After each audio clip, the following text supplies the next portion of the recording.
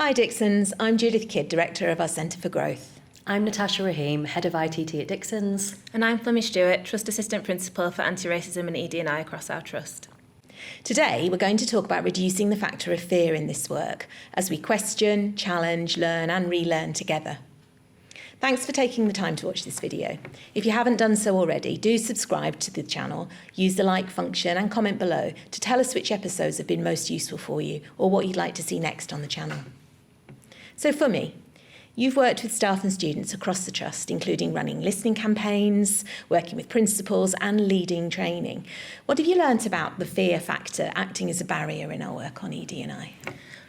This is incredibly common, and we often hear that our staff are fearful of talking about EDNI. People right across our trust have talked about being scared of causing offence, of revealing a lack of knowledge, or of getting it wrong. Both our children and staff tell us that it helps them when staff are confident to open up and talk about issues of diversity or inclusion that matter to them. We want to equip all members of our community to have confidence to overcome fear, resist judgement, and to support each other to share and communicate effectively. Our aim is to increase understanding and confidence. To add to this, we know from getting both informal and formal feedback from a range of staff with varying years of experiences that within the EDNI space, it's important to overcome fear, to create safe spaces for learning, and to facilitate open and honest discussion. Staff and students across our trust have told us that they feel a far greater sense of belonging and well-being if their voice is heard. For some people from underrepresented groups, they may never have had the opportunity to discuss their lived experience personally or professionally. Consequently, our employee resource groups and cross-cutting teams allow us to learn from diverse voices and get advice and feedback to enrich our collective understanding. It's then about having the bravery to share sensitively common experiences of those from underrepresented groups with senior leaders, so individually and collectively, there's a greater consideration of the lived experiences within our school communities and the impact this may have on personal and professional behaviours, as well as any organisational change that's needed. It's not about judgment of people. With EDNI, we all have a commitment to develop our person-centred knowledge. So what we're saying is that it's important for us to be supported in making decisions and developing strategies to be more inclusive, but also to become more confident in talking and working with others and listening when developing particularly that person-centred knowledge that we spoke about. We've thought hard about this when we've been developing our training. So Natasha, can you share how we frame our EDNI training to help build this confidence? So in our training with leaders, we regularly talk about the foundations of psychological safety needed for open discussion and to create a safe space.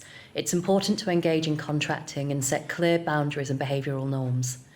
If we want our leaders to be able to move their own teams forward, we have to be honest about our organisational culture and psychological safety and try to model this in our training. We've heard examples where staff have found it difficult to speak out about inequality because of power imbalance, lack of voice, or fear of consequences. We've shared Clark's model for psychological safety as a useful gauge so that we can be mindful of providing opportunities and creating the right environment for meaningful and honest discussion and learning. This is where all staff can be valued, be confident to manage misunderstandings, to actively contribute to debate and to challenge without risk. We're also relentless in our attention to contracting for every session so that all participants know what's expected of us all, what this looks like and doesn't look like. We've also been deliberate in acknowledging that we may feel uncomfortable and also giving participants permission to pause but not opt out. We always ask for feedback and play this back into future sessions so that we can respond and learn together. Another piece of learning for us has been the increased importance of pre-reading or thinking preparation.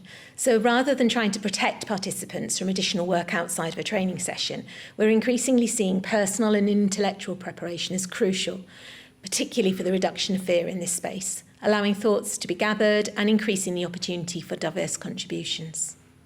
So Funmi, when we've been designing our training, we've used examples of where we haven't always found it easy. We've created scenarios. Could you tell us a bit more about those? Yes, we really want to share our individual learning from each of our 3 pillars of activity: culture, representation and curriculum. So we pull examples of when things haven't gone well or where we have encountered challenges and created training scenarios. We've used these to explore how we would approach situations, often considering the language we use, responses that have helped, and also what produces barriers, reduces inclusion, or inflames situations. Another crucial part of our work in EDNI is the acceptance that there is actually specific knowledge that we need to bring us confidence. Definitely. We understand that conversations surrounding EDNI, and in particular race and racism, can be challenging. Not many of us have experienced explicit education in this area, and these topics can be quite contentious.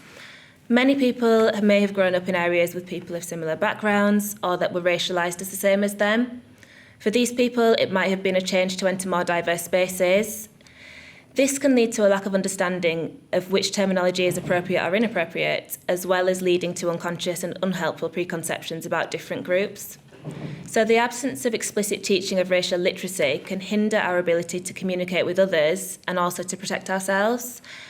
We're developing an explicit racial literacy curriculum to support this, and this has been placed in the context of anti-racism, but as we gain confidence and learn more about other protected characteristics and vulnerabilities, we'll be extending its reach. In practical terms, we've developed an evolving glossary of terms that leaders have found really helpful in enabling them to strengthen their own understanding. This supports them to introduce or articulate concepts to their teams. EDNI can be filled with jargon which can be misunderstood, can often be provocative, and also constantly evolves. So we're intentional in sharing and modelling the use of powerful language to help unpack threshold concepts and potential misconceptions. We've also dedicated time to discussing the meaning, manifestation and impact of a range of terms. Staff have been encouraged to apply them to a range of different scenarios, like we mentioned earlier. We use the scenarios to consider what could have been different and, most importantly, to consider gaps within our own understanding and make a commitment to closing these gaps.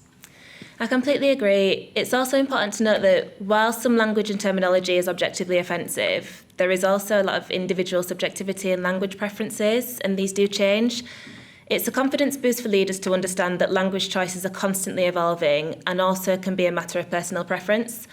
For example, while some people prefer the term ethnic minority, others prefer global majority or even racialised minority. And so we always encourage staff to check their preferences in conversations if they're unsure. Another more structural approach we've used to promote confidence is our EDNI Health Check, a discussion tool that provides prompts in each of the 3 pillars: culture, representation and curricula.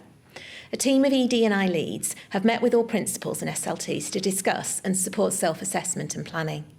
Funmi, can you share any reflections on how this EDNI Health Check process is helpful in supporting leaders? Yes, school leaders have fed back really positively about this process. They've told us that having informal, scaffolded conversations about the EDNI strategy with a colleague beyond their direct teams has given them the confidence to prioritise next steps and to have a shared language and some metrics around making progress. It also highlights where there's local expertise to learn from or collaborate with. And finally, let's share some learning about how building networks that are supportive and dynamic can boost confidence in staff from underrepresented groups. Natasha.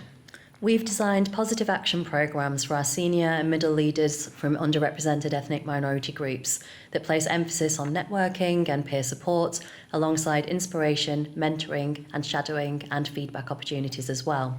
Senior leaders have told us that having a peer network and opportunities for support have boosted their self-efficacy, their awareness of their strengths, and given them knowledge to take next career steps with more confidence. We strongly believe that both informal and formal support are necessary in such programmes so that participants can share vulnerabilities or try out ideas in a totally safe space, but also have access to knowledge and advocacy from senior colleagues. Today, we've shared some strategies for reducing fear around EDNI that we are deliberately grafting onto our existing culture, artefacts and ways of working. Most important to us is that commitment to learning, relearning and change. We hope that you've enjoyed watching and found this insight helpful. Please subscribe to the channel and share, and we look forward to seeing you soon.